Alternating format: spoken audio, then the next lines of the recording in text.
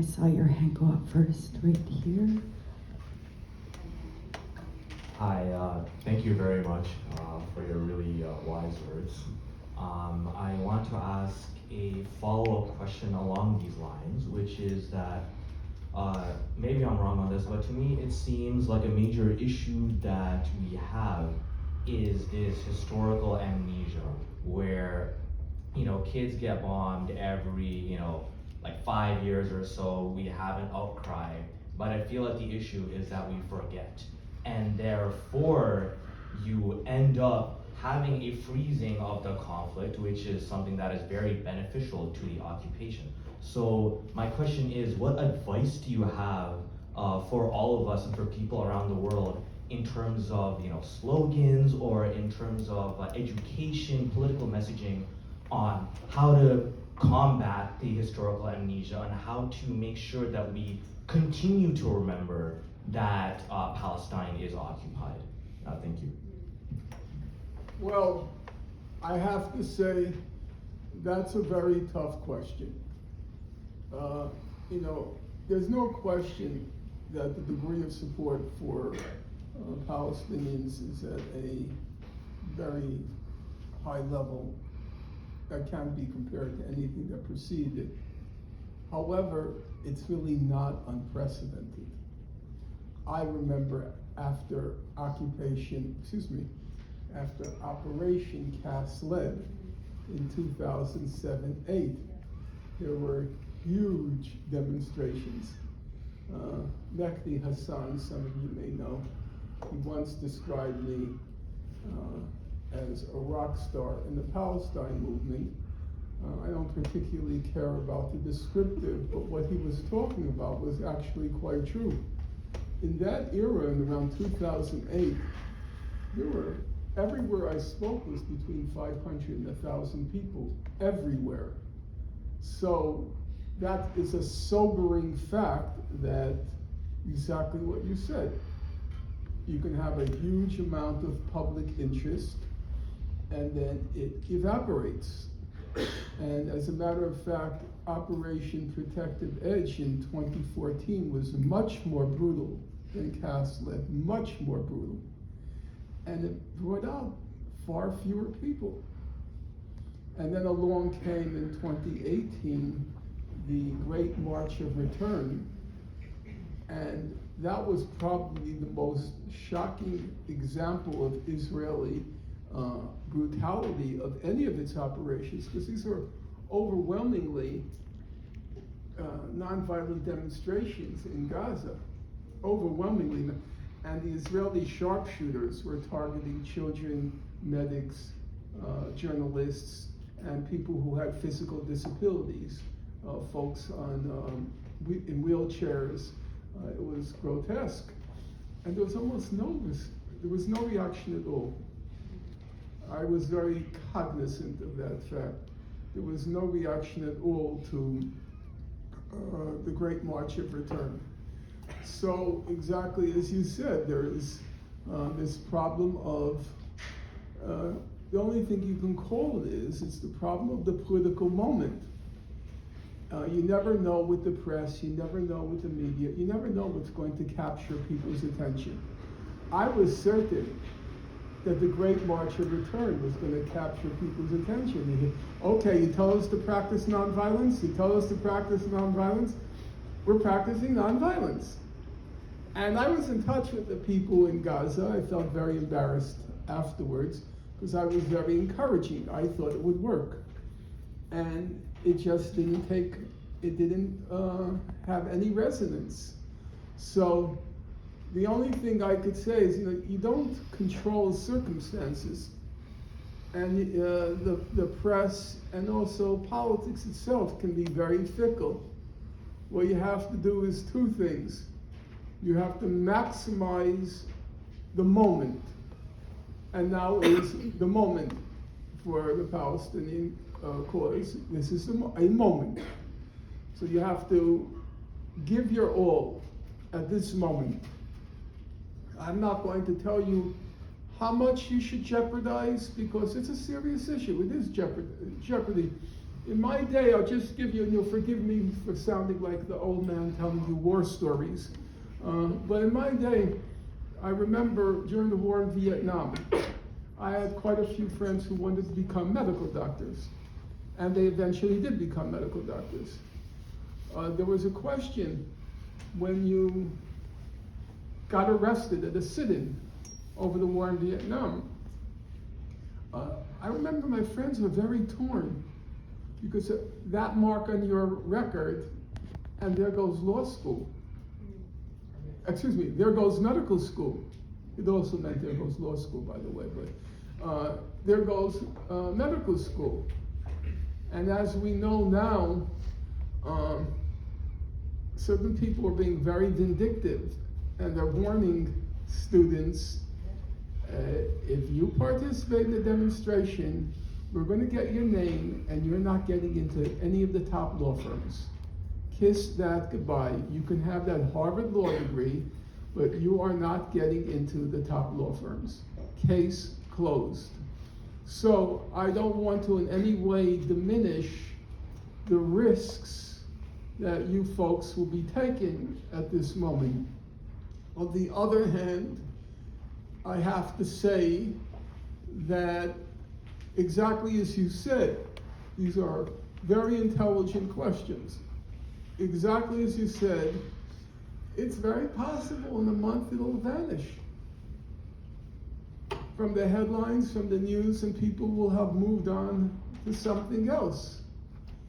So in politics, you have to take advantage of that moment. You know the expression, strike the iron while it's hot. And take the maximum amount of risks you're able to, just bearing in mind one critical fact, that when you take risks, there's the personal element, it may cost you, but there's a political element. Don't take risks which are going to alienate large masses of people, because it's not about you. It's not about you showing how pure you are. You have to gauge, how will this risk resonate? I was, for example, I wasn't sure. I was very pleasantly surprised. The young people in my city, they blocked the Manhattan Bridge at rush hour. You don't do that with New Yorkers. But you know what? It actually worked. It seemed like people were ready for that. Not that they were happy about it. However, there seemed to be a recognition, well, you know what? Maybe they're right. So you have to gauge that the issue is not just the personal cost, which it can be real now. The other side has pulled off the white gloves. My late mother used to use the expression pigs with white gloves. And the pigs have removed the white gloves, and they are making it very clear, don't mess with us. So you have to reckon what you're able to accept for yourself in terms of the sacrifice, but also don't be reckless. Not reckless in the sense of, look, people give up their lives for causes, that's a fact. Reckless in the sense of losing sight, what are we trying to achieve? And do we want to make a very strong statement, but then we have to bear in mind, are we going to lose people with it? Are we going to lose people with it? And losing people can never be a smart statement. The goal has always been, I was a Maoist in my youth, none of you know even what that is, but a follower of Chairman Mao. And one of his famous slogans was, unite the many to defeat the few. And that makes sense. At every given moment, we try to calculate, how can we unite the many to defeat the few? I think that's a useful political concept to keep in mind. You don't want to unite the many against you. You don't want to unite the many against you.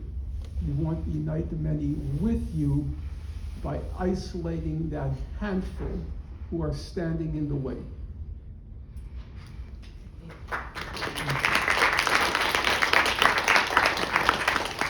So how do you feel if I do a couple of questions at a I time? won't remember.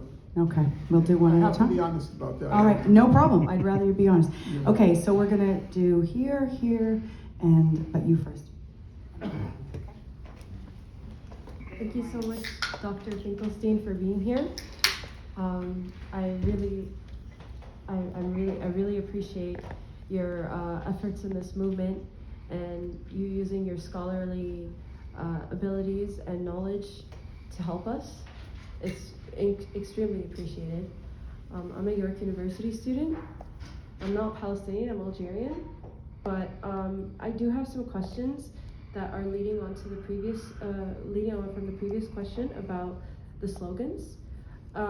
So you did say that we should say slogans that like we gauge the group that is protesting or like the group at large and try to gauge what we should say and what we should the message that we should spread based on that. So I have a question about some of these slogans that I feel like would be considered radical by some, and I just want to understand, are we just gauging to the group of people that is protesting with us, like the thousands of people that are coming, or are we gauging as well to the potential surrounding people in the area that are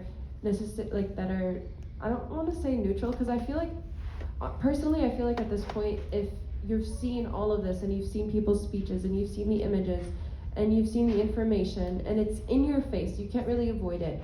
I feel like if you're neutral at this point, it's because you're choosing to be, it's not because you're uneducated and just don't know better. I think that it's a very conscious choice, and I think that no matter what slogan people are saying, that those kinds of people at this point are not going to join the movement, like, if that makes any sense. And so I just want to say the slogan. So one of them is, resistance is justified when people are occupied.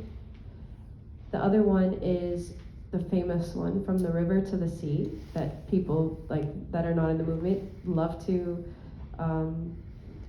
cry about. And another one is intifada, intifada.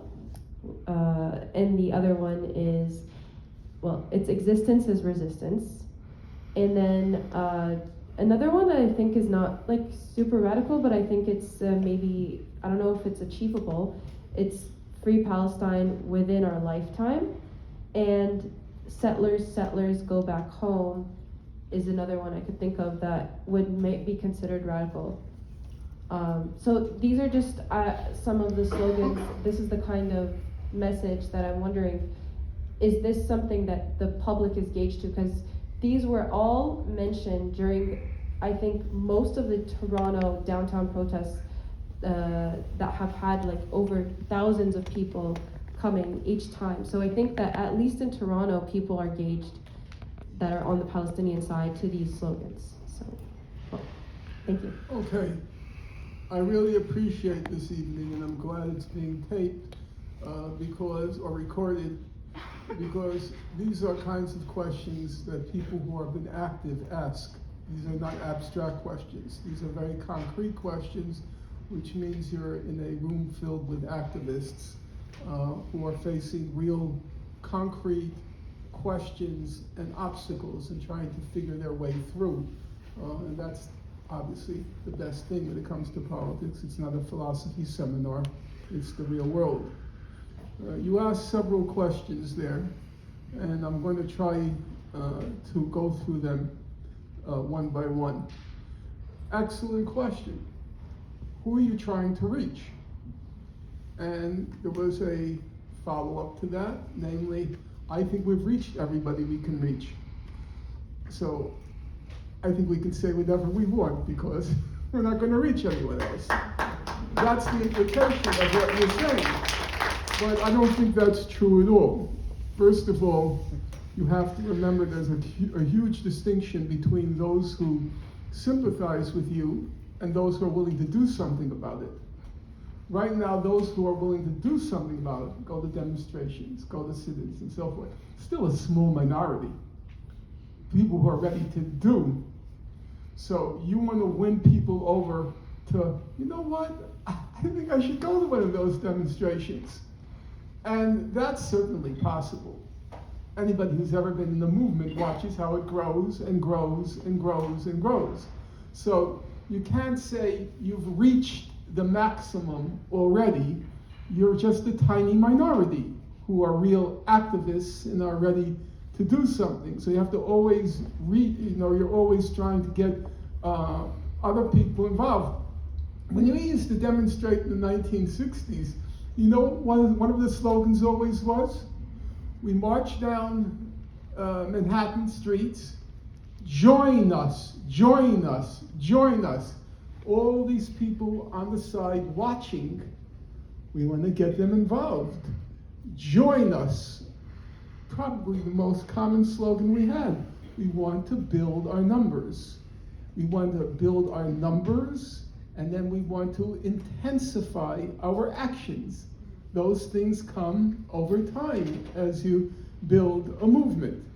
So I think you're way, way, way too pessimistic if you imagine you've reached your peak at this point. It's only the beginning, in my opinion. Now, that was followed by a second question. And that was a good question, as all these questions have been. You enumerated very specific slogans because you now have real life political experience we use the expression, under our belt. You've experienced these things, and now we want to figure out how to proceed. So I'm going to say a third thing about political slogans. I already said at the beginning you'd be very surprised. The toughest part in politics is coming up with the right slogan. And I've already said several things about it, but now you've raised another aspect to it. Political slogans are supposed to consolidate in very simple words exactly what you want and leave no wiggle room for misinterpretation. Leave no wiggle room for people to claim you're saying something that you're not saying. Now, we can disagree on this, and we have to agree there are points where we disagree. In my opinion, the Black Lives Matter slogan, defund the police, it was an awful slogan because no person wants to envisage the prospect of calling 911, that's our emergency number in the United States, and nobody answering the phone. I don't care if you're the poorest person in the world, in the toughest neighborhood in the world, when you dial 911, emergency, you want somebody to be there. Defund the police suggests nobody's going to be answering the phone. Not a great slogan. Now, of course, people then went on to say, but by defund the police, we meant we want to channel more money into community services and this, that, and the other. So here's your new lesson, lesson number 3 of political slogans. Any political slogan that you have to explain is not a good political slogan. A political slogan has to be very clear, and as I said, leave no wiggle room and not require any explanation. During the Vietnam War, the main slogan was, out now. Our troops out now, period, full stop, requires no explanation whatsoever. Out now. So, this slogan of from the river to the sea, Palestine will be free. I remember that, I'm sorry to say, I remember that from the 1970s. I remember that there were 2 slogans back then. From the river to the sea, Palestine will be free, and everybody should know I support the PLO. Well, that wasn't a great slogan. Especially in 1970, walking down the streets in Manhattan. That wasn't going to get you, that would get you a bullet in your head, and I constantly feared that prospect. Well, it's just a totally stupid slogan because it's totally irrelevant whether I support the PLO. The question is, do the people in Palestine support the PLO? That's not my issue. It's for them to decide who they support, not for me. The slogan, from the river to the sea, Palestine will be free. Everybody in this room knows, because we have to be honest with each other. I don't want to play linguistic games. This is a serious issue. It's not a philosophy seminar. People are being killed. And you all understand that I'm not going to lecture you on it. You wouldn't be here if that were a fact. It's a horror what's unfolding. And so we have to be morally serious. And that means we can't be coy. Coy means just being like evasive. Well, I don't really mean when I say Palestine will be free, I don't really mean we want to destroy Israel, blah, blah, blah. Everybody in this room knows that slogan can be construed that way. Is there anybody in this room who's going to say, no, that's obviously a misinterpretation, it's clear we mean... No, it's not clear what you mean, and it can be construed to mean you want to eliminate the state of Israel, physically. I think an honest person would acknowledge that is how that slogan can be construed. Now, is there anybody here who wants to dispute me on that point? You're free to raise your hand and dispute me on that point. Okay, go ahead. I just think that, the fact that Israel is a colonial settler apartheid state. Unfortunately, we have to shut this down right now. We have people waiting to be in this room, unfortunately. So I'm so sorry, but we have to go outside, and then we'll scan your ticket for the main event. If you have a ticket for the main event, please exit, because we have to. Very sorry about that, you guys. Very full. And I know that Toronto for Palestine, one of the organizers wanted to ask a question of the organizers of this event, but we just don't have time. But I guess if you want to just drop, you'll have to, we'll have to ask at the next event. Sorry, Norman. Thank you. Thank you.